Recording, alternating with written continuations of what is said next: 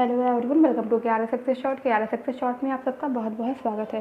तो friends, UP triple S stenographer interview के लिए जो हम लोग प्रिपरेशन कर रहे हैं, उसमें आज का जो मेरा टॉपिक है वो है new education policy. That means कि नई शिक्षा नीति 2020। नई शिक्षा नीति के विषय में आप सबने बहुत कुछ सुना होगा। नई शिक्षा नीति क्योंकि अभी आई हुई है, तो इसके विषय पे भी क्वेश्चन आपसे पूछे जा सकते हैं। ज़रूरी नहीं है कि पूछे जाएँ, लेकिन हाँ, अगर ये नया है तो इससे क्वेश्चन उठ सकते हैं। आपको इसके लिए भी प्रिपेयर रहना रहेगा, ठीक है। न्यू एजुकेशन पॉलिसी की बहुत सारी ऐसी बातें हैं जो आपको ध्यान में रखनी है, बट हर चीज़ उसमें की हर चीज़ जो है वो इम्पॉर्टेंट है, पर इसलिए इम्पॉर्टेंट नहीं है कि वो आपके इंटरव्यू में आपसे पूछा जाए। कुछ महत्वपूर्ण डेटा हैं जिनके बारे में आपको जानना होगा। कुछ ऐसी चीज़ें हैं जो वहाँ पे चेंजिंग हुई है, उसमें हमारी एजुकेशन पॉलिसी में जो बदलाव हुए हैं उसको जानना बहुत ज़रूरी है। तो उन्हीं सब बातों को हम यहाँ जानेंगे। पहले तो शॉर्ट में मैं आपको बता दूँगी जो मेन पॉइंट हैं, जो जानने वाले पॉइंट हैं, सिर्फ वही पॉइंट मैं आपको यहाँ पे मेंशन कराऊँगी। पूरा एजुकेशन पॉलिसी मैं यहाँ पे आपको नहीं बताने वाली हूँ। तो चलो वीडियो शुरू करते हैं थोड़ी देर में। उससे पहले कि आप मेरे चैनल पे अगर नए हैं तो मेरे चैनल को सब्सक्राइब कर लीजिएगा और वीडियो को लाइक और शेयर ज़रूर से कर दिया करिए। तो शुरू करते हैं हमारा आज का वीडियो। बात करते हैं हम न्यू एजुकेशन पॉलिसी की 2020। तो ये आप जानें कि साल 1986 में राष्ट्रीय शिक्षा नीति यानी कि नेशनल एजुकेशन पॉलिसी, कहीं कहीं भी मैं इसे NEP भी बोलूँगी, तो याद रखना national education policy means NEP, तैयार की गई थी। कब तैयार की गई थी? 1986 में। और बाद में 1992 में यानी कि 1992 में इसे संशोधित भी किया गया था। 29 जुलाई 2020 को केंद्रीय मंत्रिमंडल ने नई राष्ट्रीय शिक्षा नीति यानी कि जो नई NEP थी उसको मंजूरी देने की घोषणा की और मानव संसाधन विकास मंत्रालय का नाम बदलकर शिक्षा मंत्रालय कर दिया। मोस्ट इम्पॉर्टेंट ये पॉइंट आपका यहाँ से मोस्ट इम्पॉर्टेंट है कि मानव संसाधन विकास मंत्रालय का नाम बदल करके शिक्षा मंत्रालय कर दिया है। इसको ज़रूर से याद रखिएगा। कई सारे पॉइंट्स हैं इसमें, लेकिन जो इम्पोर्टेंट पॉइंट्स हैं हम लोग सिर्फ उसको जानेंगे। 2023 तक शिक्षकों को मूल्यांकन सुधारों के लिए तैयार किया जाएगा। समावेशी और समान शिक्षा प्रणाली के प्रावधान के लिए 2023 तक का लक्ष्य रखा गया है, ठीक है।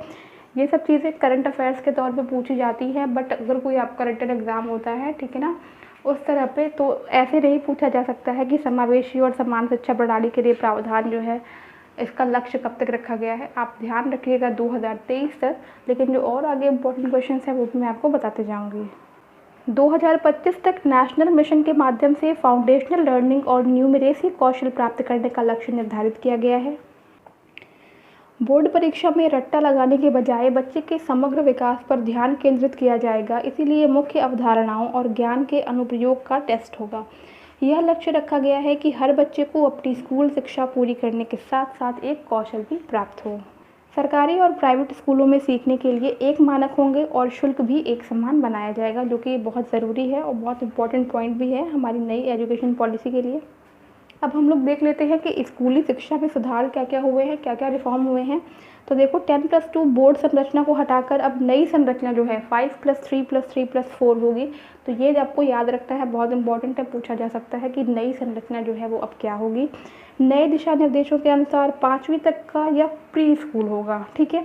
6 से 8वीं जो है मिडिल स्कूल और 8 से 11वीं हाई स्कूल होगा, जबकि 12वीं से आगे ग्रेजुएशन होगा।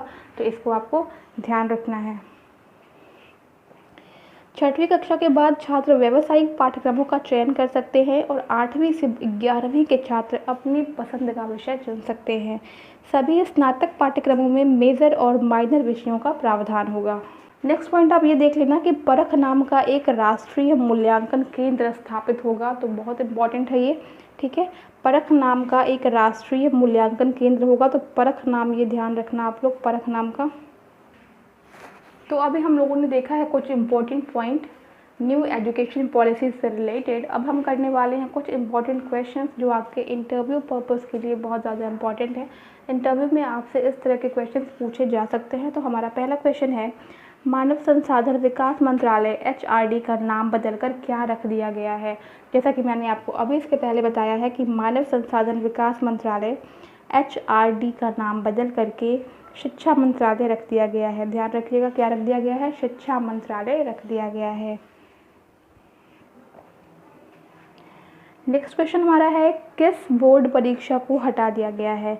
8th, 10th, 12th या फिर नन ऑफ दीज।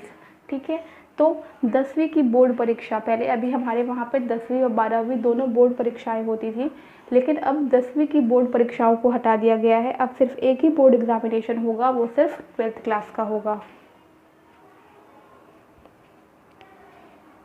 कितने साल बाद भारत में नई शिक्षा नीति लागू की जा रही है?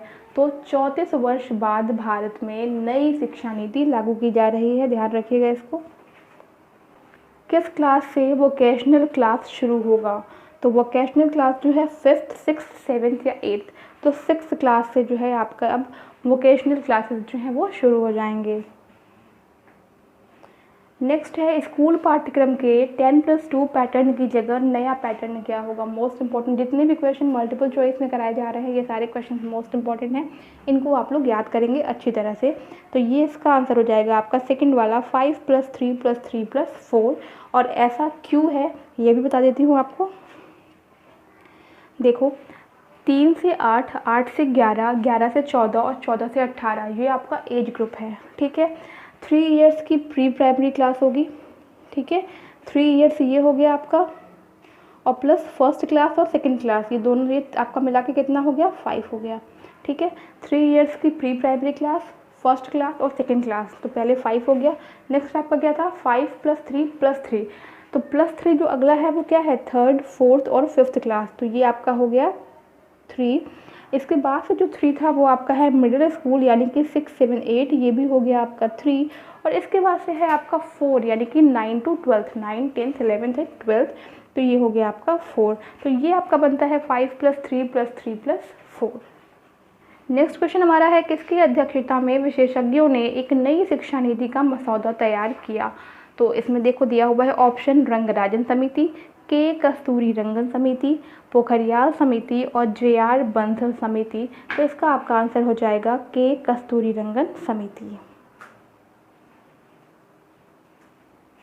नया आपका क्वेश्चन है कि नई शिक्षा नीति में किस क्लास तक मातृभाषा, स्थानीय या फिर क्षेत्रीय भाषा में पढ़ाई की जानी है? 5th क्लास तक, 8th क्लास तक, 10th क्लास तक या फिर नन ऑफ दीज? तो 5th क्लास तक जो है आपको क्या करना है?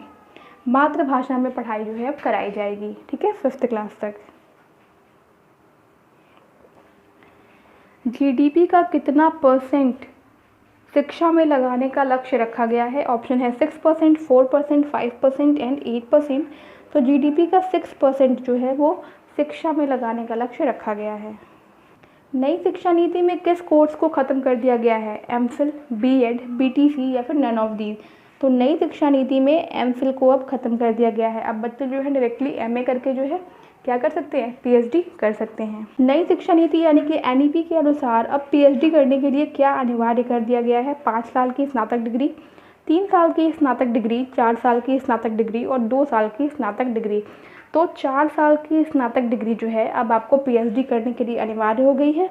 और इसके पहले मैंने आपको बताया है कि MPhil करना अब ज़रूरी नहीं है। ठीक है, MPhil करना अब ज़रूरी नहीं है, MPhil को अब हटा दिया गया है। नेक्स्ट है, नई शिक्षा नीति में स्नातक कितने वर्ष का कर दिया गया है? तो नई शिक्षा नीति में स्नातक के लिए जो ऑप्शन दिया रखा है आपको, एक है पहला 3 से 4 वर्ष, दूसरा है 5 से 6 वर्ष, तीसरा है 4 से 3 वर्ष और चौथा है नन ऑफ दीज। तो नई शिक्षा में स्नातक कितने वर्ष का कर दिया गया है? इसका आंसर होगा आपका 3 से 4 वर्ष। ठीक है, इसका आंसर होगा आपका 3 से 4 वर्ष। 3 से 4 वर्ष इसलिए कि देखो, अगर आप 3 वर्ष का करते हो तो आपकी डिग्री होगी नॉर्मल। अगर आप 4 वर्ष की कर लेते हो तो फिर आपको जो MA होगा वो सिर्फ 1 साल करना होगा। ठीक है, 4 वर्ष की अगर आप डिग्री लेते हो तो उसमें इसके बाद से आपको MA जो है 1 वर्ष का करना होगा। और अगर आप 3 वर्ष लेते हो जैसे, तो पहला आपका सर्टिफिकेट माना जाएगा। ठीक है, दूसरा आपका डिप्लोमा और तीसरा आपका डिग्री माना जाएगा। और अगर आप 4 कर लेते हो तो 4 के बाद से आप PhD करने लायक हो जाओगे, यानी कि आप PhD कर सकते हो। तो नई शिक्षा नीति में स्नातक कितने वर्ष का कर दिया गया है? तो 3 से 4 वर्ष, इसका ऑप्शन सही है। नेक्स्ट है, NEP का फुल फॉर्म क्या है? तो NEP जैसा कि मैंने आपको बता रखा है पहले से, new education policy, option number B सही होगा इसके लिए। NEP का गठन कब हुआ था? मैंने स्टार्टिंग में ही आपको बताया है कि NEP का गठन जो है वो 1986 में हुआ था। तो ये कुछ इंपॉर्टेंट क्वेश्चंस हैं आपकी न्यू एजुकेशन पॉलिसी से, यानी कि जो नई शिक्षा नीति है इसके विषय में बहुत इंपॉर्टेंट क्वेश्चंस थे, बेसिक से थे, तो ये आप ज़रूर से याद करके जाइएगा। और मेरा एक क्वेश्चन है, अगर आपने ये पूरा वीडियो देखा है तो मेरा एक क्वेश्चन है आप लोगों के लिए कि शिक्षा नीति में अभी तक कितनी बार संशोधन हो चुका है, ठीक है ना। तो शिक्षा नीति में, जो हमारी नई शिक्षा नीति है, इसमें अभी तक कितनी बार संशोधन हो चुका है, इसका आंसर आपको मुझे कमेंट करके बताना है। तो कमेंट करके बताइएगा ज़रूर से कि कितनी बार संशोधन हो चुका है। अगर आप ये बताने जाते हैं तो आपको भी इसका आंसर पता चल जाएगा। और ये क्वेश्चन भी बहुत ज़्यादा इंपॉर्टेंट है कि शिक्षा नीति में जो कितनी बार संशोधन जो है अभी तक किया जा चुका है। तो आई होप गाइस कि आपको ये सेशन अच्छा लगा होगा। सारे क्वेश्चन अच्छे से तैयार कर लीजिएगा। तो मिलते हैं आपके नेक्स्ट वीडियो में, और वीडियो को लाइक और शेयर ज़रूर कर देना। Take care and bye bye.